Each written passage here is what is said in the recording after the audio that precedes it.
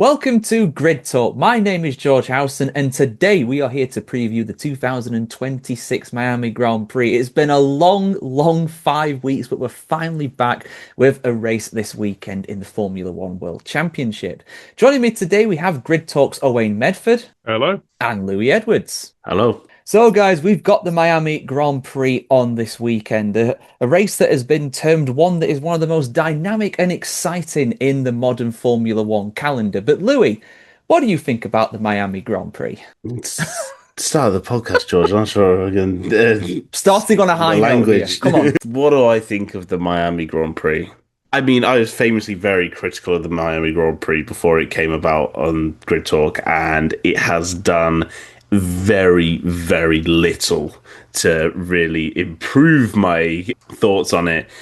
It's a track. It's okay. It's like racing sometimes happens on it, but more often than not is kind of just a parade of nothingness. But with these new regulations and with the amount of super clipping you might see, you actually get some like decent overtaking, and you never know. But it's done little to really win me over. It's kind of a weird spectacle rather than a proper Grand Prix, in my opinion. I think you're right, Lou. And the real bad news for you is that it's got the longest contract on the Formula One calendar currently. So we're going to see it until at least the year 2041, which is just brilliant. Absolutely. But, you can criticize it all we want, and we have, and we probably will continue to do so. But there was quite an exciting sprint race here last year. That's a small crumb of comfort, Owain. Of course, we've got the sprint weekend back this weekend as well. I believe we have F2 here as well for the first time. They've rearranged what was going to be Bahrain and Saudi Arabia as well. So there is a full weekend of action that's going on for Miami. But what are your thoughts about Miami Autodrome? I'll find it within myself to be a little bit more positive than Louis. I want to point out that, this track, we've only had it since 2022. And as you mentioned, we'll have it for another 15 more years. It's okay. I'll keep crying about Spa in the background as it goes on again and off the calendar as we have to watch this. But one thing I want to point out, obviously, is that the cars that we've actually seen is that, it's still the ground effect rule set. That's all we've seen around this kind of circuit. And in some ways, particularly the first sector, leading on to that, the sort of longest straight on the track, and then sort of like, through the final sector or the back of the second sector, I don't actually know where they split it up. There's quite a lot of long flowing corners that with the ground effect regulations, we obviously had this phenomenon that sort of kicked in where you couldn't really follow, particularly towards the end of that rule set. Now, given this new rule set, there's a bit more of a sway towards the mechanical grip, and also we're going to get the fact that we've got in-wash sort of baked into the cars. That's the aim of the rules and things like that, and obviously a change in deployment. Now, the teams will have had a long time to sort of sit there and refine what they can, and we've had teams do some tests with updated packages that they're also probably going to be bringing into this Grand Prix, given that they've had the time to sort that out. So I wouldn't be surprised to see maybe a little bit of a shake-up of the order, but also we're at least going to get some excitement in seeing this new generation of car around this sort of circuit. I'm not going to sit here and say that it's going to be the best in the world for the racing or for how the energy deployment affects how battles are sort of conducted on track and how qualifying is conducted on track. But we've got the new this new sort of rule set of cars. We've got the changes to the energy regulations, and we're sort of, and we're getting sort of probably the first big upgrade of the season, I would imagine. So I still think there's a lot to be said for Miami. Like that this isn't written off in my head, at least, as being a bad racing sort of circuit. And I think maybe some of the changes to the formula of the cars may actually make this more exciting. Hopefully going on to that, like I say, those two long straights. Yeah, there's quite a few different straights that are relatively back to back around this track. So energy management and deployment is going to be quite difficult, you would think, for the teams. And we've seen a lot of that. I mean, criticize the new regulations all you want. And again, lots of people absolutely have. But something that is a cold, hard fact is that you do see more overtaking. What that overtaking means and how significant it is when they are passing and repassing each other quite a bit every single lap, that's very debatable. But like Owain did allude to there, Louis, they are changing the regulations. They had a meeting between all the different stakeholders of Formula One, which is basically Formula One, the FIA, and the teams. They've consulted with the drivers and they've changed the regulations around, which should, in theory, I think, I write to it on the time when it actually got announced on Formula Reports. I would say, in theory, this is a step in the right direction, not just for the race, but also qualifying as well. I mean, people very much did point out that there was a very tactical cut away from Kimi Antonelli's pole lap in Japan. Why did he go off board at that point? Well, it's because he was lifting on a qualifying lap, which is something that, have we ever seen that? I don't think we've ever seen that in the history of Formula One before. Yeah, I think the news around qualifying is probably where most people are going to be the happiest, because qualifying should be where we see these cars consistently be the fastest that they can possibly be, as the whole point of qualifying is that the driver and the car are going as fast as possible to give them, the best chance of starting higher on the grid in the race, as Will Buxton would say. So having drivers having to manage a lap just seems completely wrong. Like, over a race distance, we're so used to drivers managing the cars over race distances now that managing the battery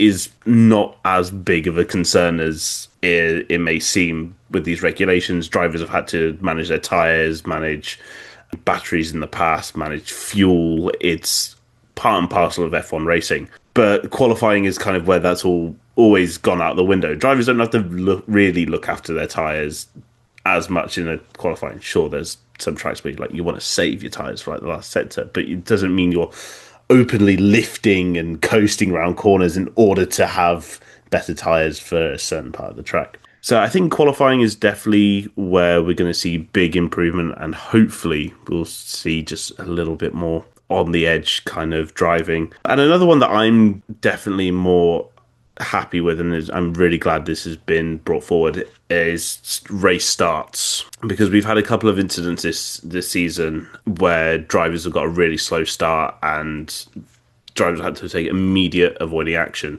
We've seen time and time again in all forms of motorsports where a driver doesn't get off the line and is just completely rear-ended from another car, and they're all nasty crashes. They're never just nice little coming together. They're always horrible crashes, and being able to minimize them by having this kind of extra GUK boost for these slow moving cars, I think is a really good step forward. And then hopefully just in the racing in general we'll see less problems, especially the last race in Japan was definitely a wake-up call to the approaching speeds that you have between drivers with a larger amount of battery versus drivers with fewer. I think it was kind of inevitable that it was going to happen at some point. And thankfully, nothing very serious came from it in Japan, and they've learned from it immediately, even though this should have been something that was thought of before. Yeah, there were warning signs, definitely. There were definite warning signs about that. I think Ferrari in particular were warning specifically about the race starts and how there was going to be huge differences when it came to that. I mean, it's a minor miracle we didn't have a big crash off the start line in Australia. I think it was Colapinto had to take incredible evasive action somehow. Not a big accident there, but he was not as lucky when it came to the incident that he was involved in with Behrman in Japan as well. So yeah, big wake-up call. Thankfully, Ollie was relatively okay after that, but around an even quicker track. I mean, if you have something like that, for example, going up into Eau Rouge at Belgium, it doesn't even bear thinking about. It really doesn't. That could be a horrific crash down the Kemmel Straight as well. So that is definitely one that F1 has acted relatively swiftly with. They've had 5 weeks to think about it, which has helped definitely, but credit where it's due. In theory, I think it's definitely help as well. But Owain, what do you think about it? Do you think this is a step in the right direction for F1? Yeah, I think so. I'm not personally sort of shocked by seeing drivers sort of managing energy levels on laps in certain ways, but I do think that Formula One sort of part of the selling point is that it is the fastest form of motorsport around. And to be honest with you, on a qualifying lap, that's what you should be seeing. You should be seeing the cars going as fast as humanly possible, as fast as the driver can drive it, basically. So changing the sort of maximum permitted recharge to 7 megajoules, reducing the amount of time that the recharging is going on, and also reducing the amount of time that the engine is sort of directly charging the battery by increasing the sort of the wattage that you can put in from 250 to 350 kilowatts. I think that's also a fairly sensible idea, just to sort of, I think still have the sort of core intent of the regulations in there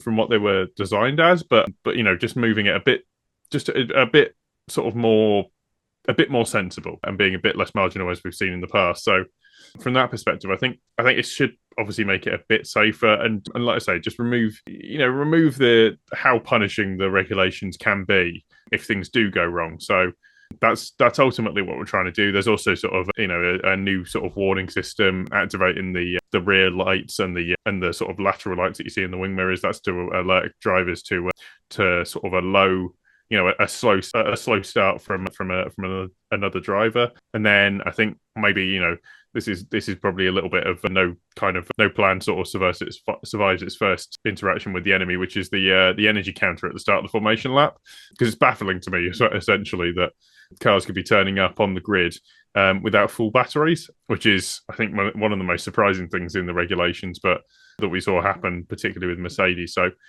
given all these different things, I think this is a move in the right direction, and hopefully we won't need it as we work them out. But or it could just be just the slight tweak that we need to take to make this engine formula sort of work.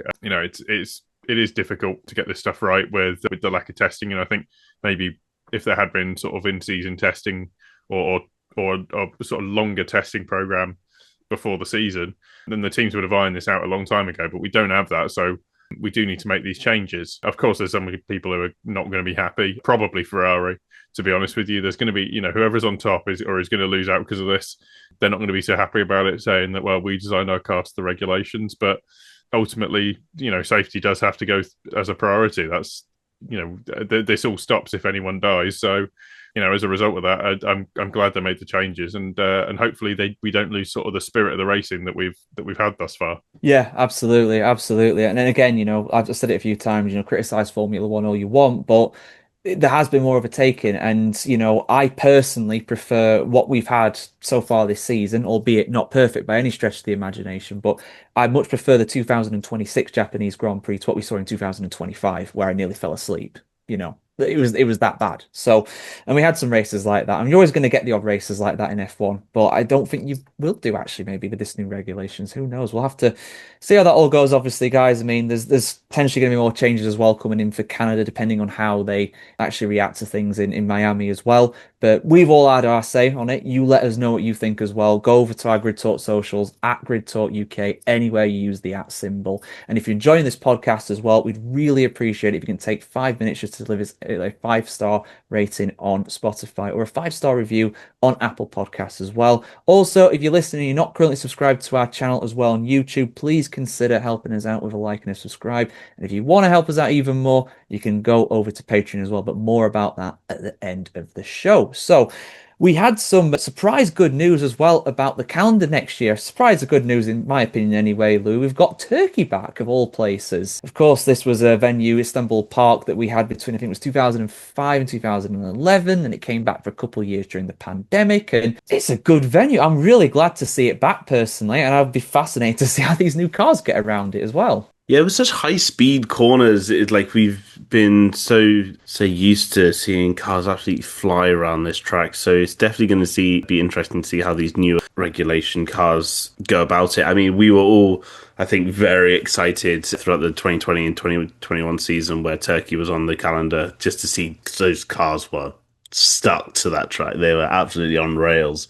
And if it wasn't for a little bit of rain and not so great track work in 2020, we might have seen some really quick times around there, but 2021 was also really good. So I think it's a track that people love. It's a track where we know that there can be great racing, and I think with these new regulations, as you already mentioned, like with the more overtaking and the way that the formula is right now, I think it could really be quite exciting. The only thing left, in my personal opinion, is to plead to the FIA and to F1 and say, please, can we just have Malaysia back?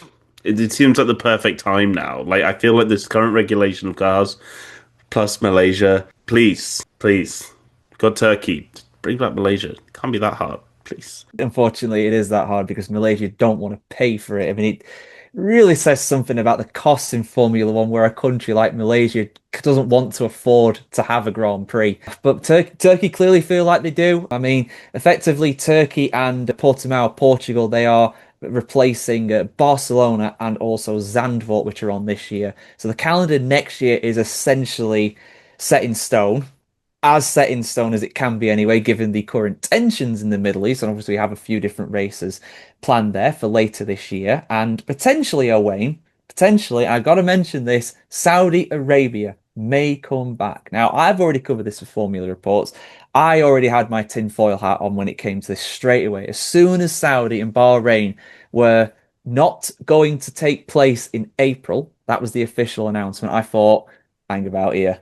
You guys are going to try and squeeze them in at the end of the season, aren't you? You're going to do it. You're going to do it. And there's a lot of rumors about Saudi potentially being the penultimate round of the season this season. I mean, if F1 do this, what do you think of this? Because this would be stunning if they announce this. I mean, I'm not entirely surprised at all with F1 trying to do this. Like, it's just what do you expect? I mean, money talks, and it's.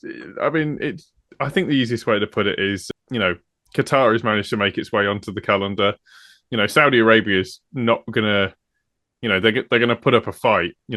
A small little war isn't going to stop them from trying to get their race on the calendar in some way or other. So, for me, I'm not at all surprised by this in any way. I've been around Formula One for far too long to even slightly be surprised by this. So, as much as currently with how things are right now, I think it's probably a bad decision, and has been a bad decision in the past with how military activity has been conducted in and around Saudi Arabia in various ways. But on the other hand, I'm not the person who makes the decision. I'm not the person who gets paid when you do manage to get a Formula One race on the calendar. So, or just reschedule it just to make sure that contract is fulfilled. So I haven't unfortunately looked at the calendar yet, but my feeling is it might get a bit congested if we're gonna, there's kind of a gap. The rumor is, just to update you away in what I've seen, the rumor is that it would be the penultimate round of the season. They would move Abu Dhabi to a week after, and they'd have it on the 6th of December, which would mean that Formula One would have its first ever quadruple header. You would have Las Vegas, Qatar, Saudi, and Abu Dhabi.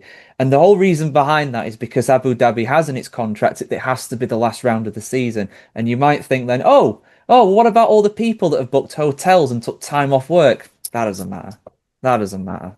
Exactly. I mean, but for the audio listeners, I should say, Louis has been repeatedly making make it rain with money gestures during this entire thing, which again, I think that sums up a lot of F1's fans' views too. All I'm gonna say is that Abu Dhabi moving to a week later, it's between the race promoter and their patrons whether they whether they're happy to allow that to happen and potentially lose thousands of dollars worth of ticket sales and things like that. And of course, if you're in a position where you were backed by maybe a nation state, then you might be in a position to care less about that, is all I'm going to say.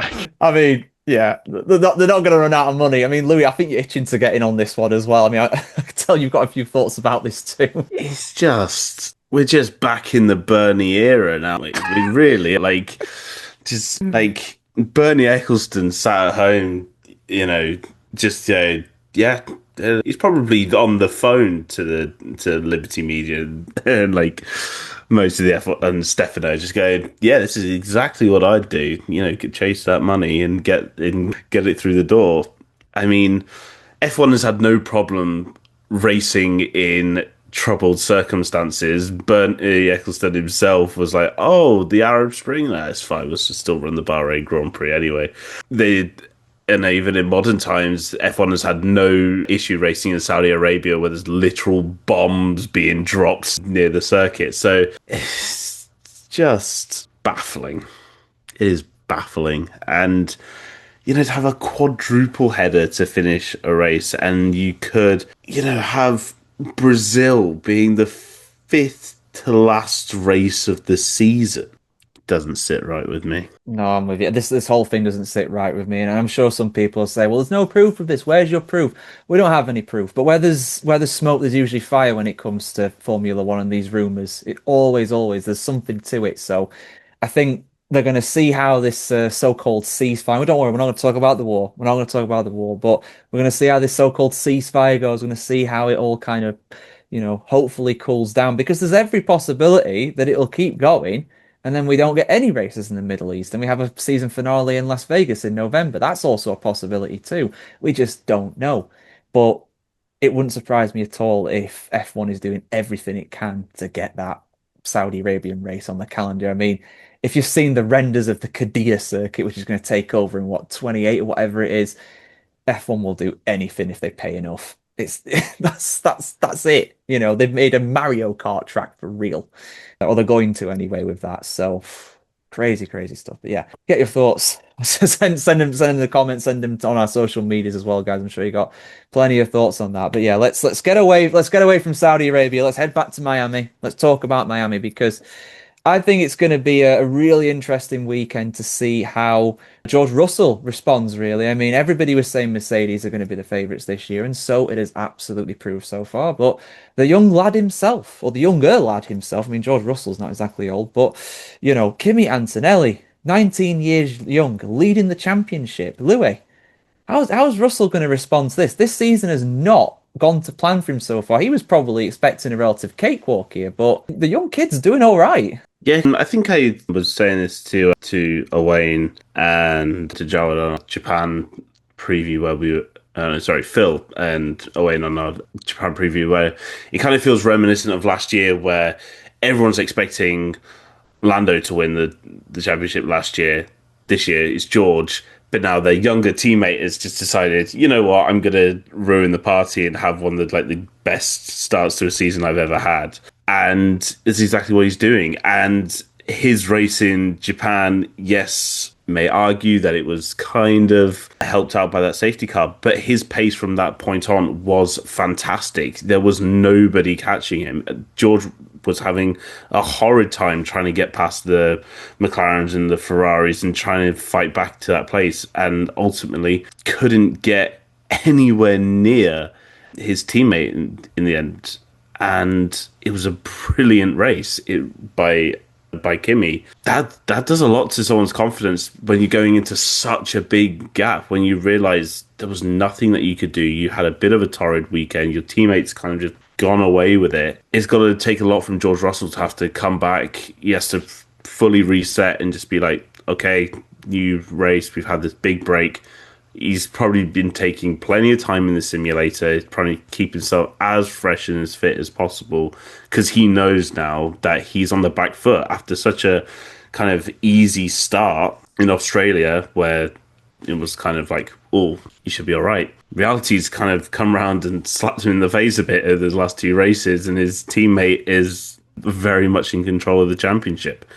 So, but, George he's a solid driver. He's come up against harder opponents in the opposite car than Kimi Antonelli, and he's always put on a strong showing. So I don't doubt George Russell's ability to come back and do something good. But yeah, I'm sure it probably came as a bit of a shock to him, as it has to, I think, most of the fans watching. Absolutely, yeah, and I think one of the takeaways really from all that is that Mercedes really seems to struggle in traffic, and I think that's part of the reason why Russell struggled so much in Japan.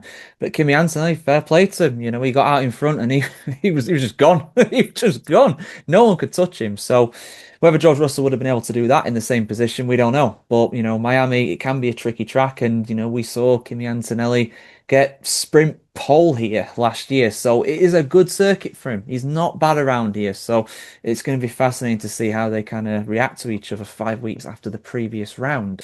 One more story to bring you guys that's been kind of bubbling away, particularly this week just gone, as we're recording this on the weekend prior to Miami, is what Zach Brown has been saying, the CEO of McLaren, Owain, regarding B teams in Formula One. Now, B teams in Formula One is nothing new. We've had Toro Rosso, AlphaTauri, Racing Bulls, whatever they're called these days, with the sister team of Red Bull, the last 20 years just over now in Formula One. But the reason why this has kind of resurfaced again is because Mercedes have been making no secret about wanting to buy a stake in Alpine, a 25% stake, I believe it is. And it's rumored to be the same one that the investment corporation that is headed up by Rob McElhenney and Ryan Reynolds, because they bought that 22, I think something like 21 a few years ago. They're rumored to be wanting to sell in that, and Mercedes are wanting to buy it.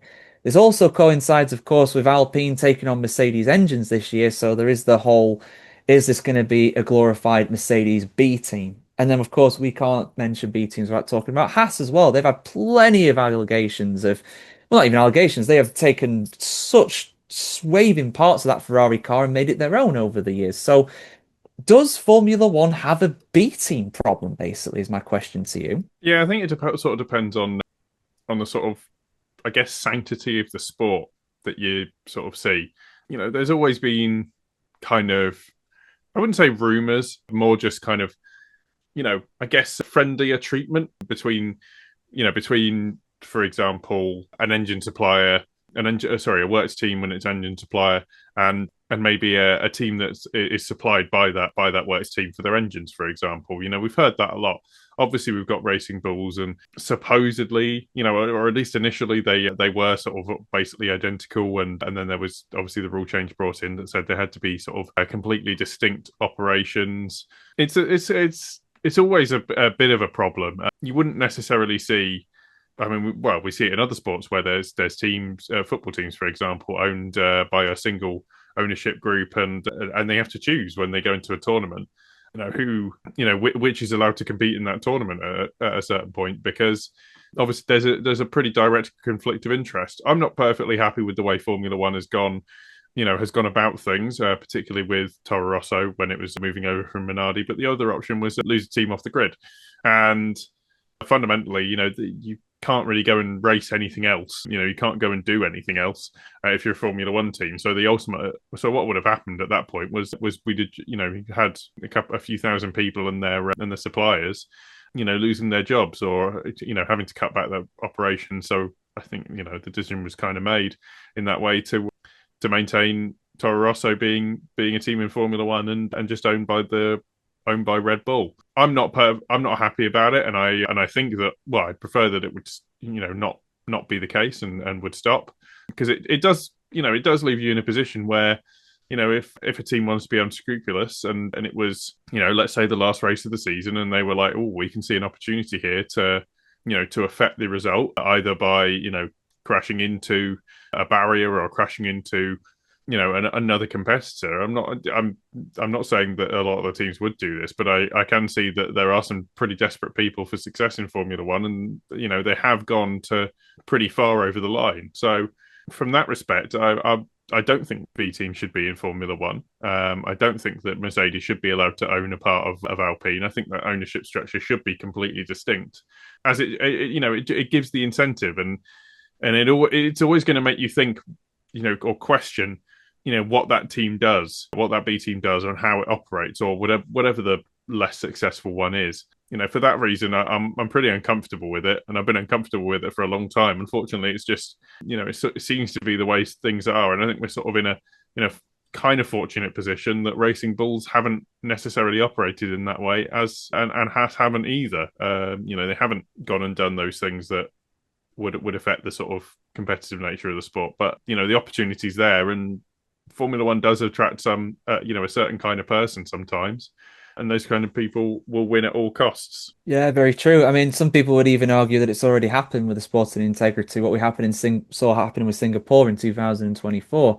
Daniel Ricciardo, of course, going and setting the fastest lap of the race to take the point away from, I think it was Lando Norris probably at that point in the championship. And of course, Red Bull were fighting with McLaren at that point. So you could argue it's already happened. And that does seem that was the time when they got rid of the fastest lap points. So it's an interesting one. I feel like with Racing Bulls / Toro Rosso, whatever, they, for the longest time, they've obviously been the B team for Red Bull. And for the longest time, we're struggling to fill the grid with 20 cars. We're not in that position anymore as Formula One. There are so many manufacturers that are desperate to come in. Honda are back in now properly. Toyota are obviously partnering with Haas. You've got Ford partnering Red Bull. I don't think there's any shortage of people looking to get into F1 these days with how much money's there. So it was a kind of a necessary evil to have that Toro Rosso team there. And they've promoted a lot of good drivers. They're not a bad team by any means, but ideally you want 11, 12 teams that are all properly independent. And we don't have that. We've got 9 teams that are properly independent and 2 that are intrinsically intertwined. So yeah, it's an interesting one. I expect it to be something that's going to be debated between the team owners for quite some bit, but I don't think it's a great sign that we're seeing Mercedes potentially buy a quarter of Alpine. I mean, it's a terrible look for Renault more than anything, but that they've been in a bad position for a while now, despite better results on the track this year. But yeah, let's talk about our predictions. I'll give our predictions for the Miami Grand Prix. Of course, it is a sprint round, so we've got a bumper round of predictions here. Louis, I'm going to come to you first. Who is going to take the sprint victory? Who's going to be on pole? And who is going to be on the podium? As well as, of course, the bold prediction. I'm going to go with a sprint winner, Kimi Antonelli. Pole position, George Russell. And then my podium for the race will be Russell, Leclerc, and then Antonelli. And then bold prediction. You can't even do Aston Martin to finish a race now. It's already gone. It's out the window. 2 Aston Martins to finish the race. Sure. 2 Aston Martins. I am gonna go with kind of a similar one that I went to a few races ago, but it didn't work out then. But I think it has the best chance of working out now. I'm going to say both RBs to out-qualify and outrace both Red Bulls. That is bold. That is bold. Owain, what are you saying, my friend? Sprint victory, pole position, podium for the Grand Prix, and the bold. So, sprint victory, I'm going with Kimi Antonelli. Pole, I'm going with Russell, but I think that he's going to lose it at some point, lose that first place. And Ed has said Kimi's going to take the win, followed by Leclerc, and then Russell in third place. And then a bold prediction, Red Bull, in need of not fulfilling Louis' prediction, will run their Macarena wing. Hey, we'll see. We'll see. There's going to be a lot of upgrades on the cars. They've had a long time to work on them. These cars are going to be so different to what we saw in Japan. It could really shake up the order. It really, really could do. I'm going to say, for me, I'm going to make it a full house for Tinelli getting the sprint win. It just feel a bit written in the stars almost, with that at that point. Pole position, I am also going to give it to Russell. But I'm going to be boring. I'm going to be boring relatively the predictions other than that. I'm going to go with Mercedes 1-2, Russell heading up, Antonelli. Third place, I'm going to give it to my man Hamilton. Didn't have a good weekend in Suzuka, but I think he got a sprint podium there last year, so I'm hoping. It wouldn't surprise me if McLaren would be in there, though. They were really good in Japan. They seem to have got on top of the car now, so they could be a threat too. Don't rule them out. But bold prediction, I mean, my Colapinto for the points, that's gone. My usual is gone. I can't do that. You know what? Let's go stupid, because these bold predictions don't count for anything. Cadillac get the first points in Formula One this weekend. It's happening. It's probably not happening. Probably almost certainly. Why you didn't just Why didn't you go for that immediately? It's like the obvious one. First US race of the year. Why didn't you go for it? You went before me. I didn't want that. I don't believe it's going to happen. Oh, that's all part of the fun. That is all part of the fun. But what is happening, though, is these predictions, Louis, are going to count to something very, very important, of course. The Grid Talk Host Championship. Yeah, we are 4 rounds in, and I had a pretty decent result in Japan. I was pretty proud of myself. But yeah, so far we are 3 rounds into our new Grid Talk Predictions League, and so far it's been pretty tight. I'm just getting the results up on my phone right now. So at the moment it's Tom Horrocks who leads with 14 points. Then it's me in second with 13. George in third with 12, and then in fourth it's Owain with 11. It is incredibly close, but we have kind of all gone with the same kind of podium, so maybe no not wants to lose it on a stupid one. We're playing it safe early, but if you want to keep up with not just what we say on the podcast, but what all of our hosts' predictions are, every week we post them on our socials at Grid Talk UK.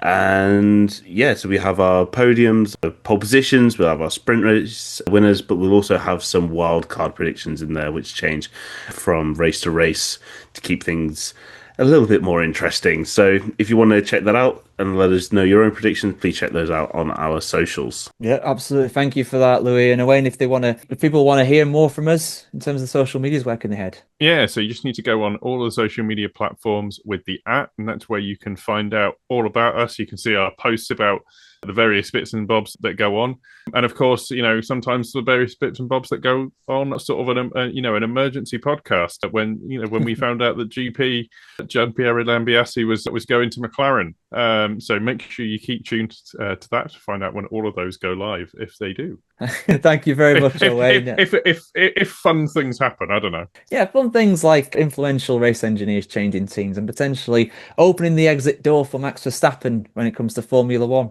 You haven't heard it here first. It's been said many times, but we'll see how that all evolves, of course, as well. If you guys want to hear anything extra from me, you can have some Formula reports on the social medias as well. YouTube, our website, of course, as well as Substack, largest F1 community on Substack in the world, as well as our F1Chronicle.com website as well.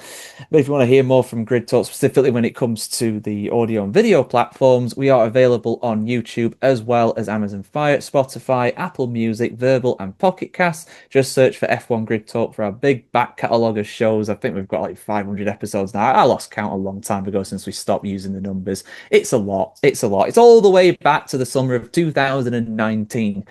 A very different, simpler time in the world, better say. But an extra special thank you to Jared Bradley and Holly Eagle for supporting us on Patreon. If you want to support the show further, why not sign up for our Patreon for exclusive content, including our Beyond the Grid Talk podcast as well. Also, make sure you subscribe to be the first one to know when each weekly new episode is released, and we'll be back very soon with plenty more F1 content. Thanks for joining us on this one, Louis and Owain, and thank you for listening or watching the Grid Talk podcast. Goodbye.